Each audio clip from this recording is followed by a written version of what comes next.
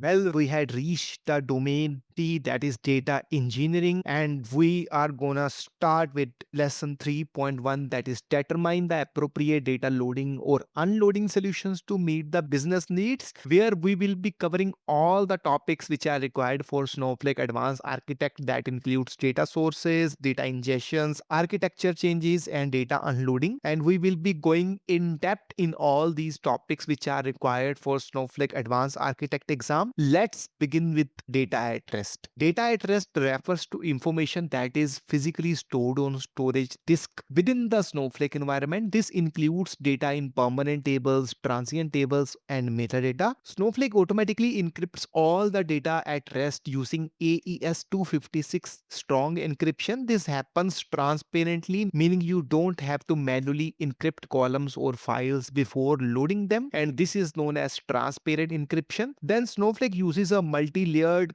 key hierarchy. The higher level keys wrap the lower level keys, and this is we had already covered in hierarchical key management system. Next up is key rotation, where Snowflake automatically rotates the key periodically to limit the blast radius if a key were ever be compromised. And then we have try secret secure. This is valid for business critical editions or above editions. For more higher security tiers, Snowflake allows a composite key approach, where the master key is the combination of Snowflake managed key and a customer managed key stored in the customer's KMS. Next is data in motion. Data in motion is data that is traveling between Snowflake and the BI tools or between different cloud regions. All the communication between Snowflake UI, CLI, and connectors is encrypted using TLS 1.2 or higher, and this is known as TLS SSL encryption. And when you move the data from any external stage like S3 bucket to Snowflake, the data remains encrypted during the transfer. This ensures secure data loading. And then we have internet network communication, where data moving between Snowflake's internal services stays within a secured private network environment provided by the cloud vendor. Next up is external sources and formats. Snowflake, when connects to the big three cloud providers, are configured as external stages or external volumes. First is S3. This is the most common source. You can use IAM roles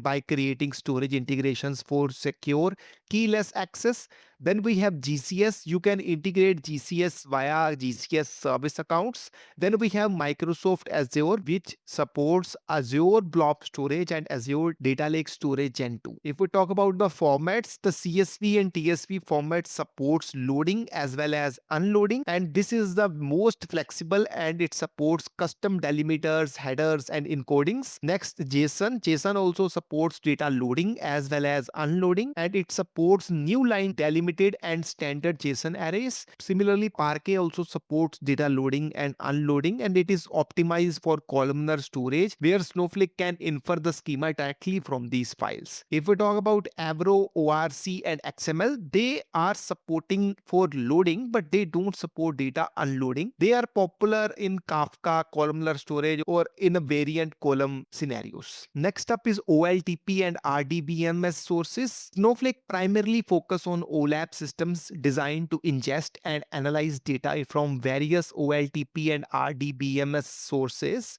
The most common sources and methods for integrating these databases into Snowflake are PostgreSQL. This is frequently used for real-time application data and integrates via native connectors or streaming tools. Next is MySQL. This is a popular source for e-commerce and web applications, often replicated to Snowflake for reporting layer. Third is Microsoft SQL Server. This is often migrated from on-premise or cloud environments for centralized analytics. And next is Oracle. It is integrated using CDC to capture transaction logs without impacting the production performance. If we talk about native ingestion methods, Snowflake have Snowflake native connectors, which provides direct connectors for PostgreSQL and MySQL that uses a universal agent to handle initial snapshots and incremental CDC. Next is Snowpipe streaming. This is a low latency ingestion service that allows RDBMS data to be streamed directly into Snowflake tables as rows are updated in the source. And we will see this in action in next few minutes. Last up is hybrid tables. While Snowflake is mainly OLAP, but hybrid table allows for some OLTP workloads directly within Snowflake by providing fast single row lookups and writes. Next one is API sources.